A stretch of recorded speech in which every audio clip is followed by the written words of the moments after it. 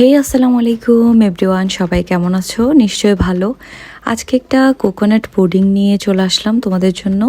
তো আমি আজকে শেয়ার করব আসলে এটা কতটা মজাদার নাকি ফুললি ওভার হাইপ।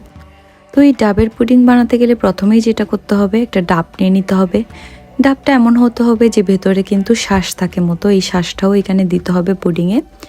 সো আমি আমাদের গাছ থেকে একটা ডাব পেরে নিয়েছি, সেটাকে কেটে শাঁসগুলো আলাদা করে নিয়ে এবার কুচি কুচি করে শাঁসগুলো কেটে নিচ্ছি।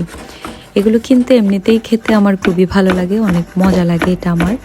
সো আজকে এই পুডিংটা আমি বানাচ্ছি, দেখি কীরকম হয় এই পুডিংটা।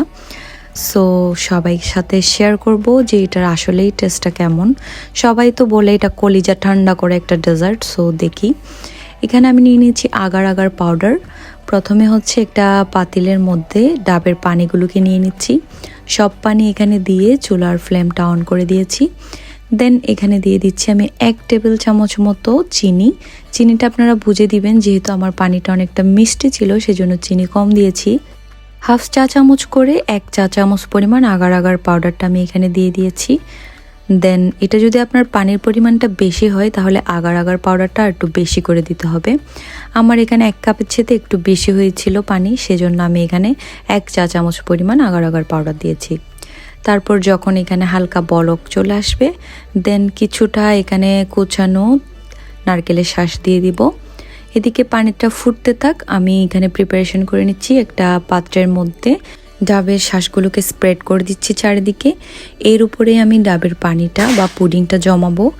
সো এখানে আমার পছন্দ মতো আমি ডাবের শাঁস দিয়ে দেন এখানে দেখতে পাচ্ছেন ফুল পানিগুলো সিদ্ধ হয়ে উঠেছে এবং কিছুটা কমে গিয়েছে, পানিটাও কিছুটা কমে আসতে হবে। দেন এই পানিগুলোকে সরাসরি পাত্রের মধ্যে দিয়ে দিতে হবে। এই যে সেট করে রাখা পাত্রটার মধ্যে ফুল ডাবের পানি সবগুলোই দিয়ে দিব। দেন এটাকে বসিয়ে রাখতে হবে জমে যাওয়ার জন্য। এটা যতক্ষণ পর্যন্ত সেট হয়ে না যায়, পুডিং বসে না যায়, ততক্ষণ রেখে দিতে হবে। ব্যাস, এখানে আর কোনো কাজ নেই, তেমন কোনো ইনগ্রিডিয়েন্টসও নেই। এই যে আমার পুডিংটা একদম জমে গিয়েছে।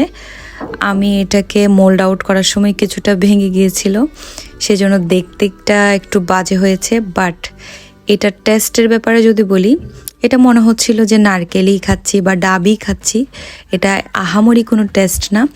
যেইভাবে মানুষ বলে কলিজা ঠান্ডা করে একটা ডেজার্ট, আমার কাছে ওরকম মনে হয় নাই। আমার কাছে মোটামুটি ভালো লেগেছে। Thanks for watching, tata.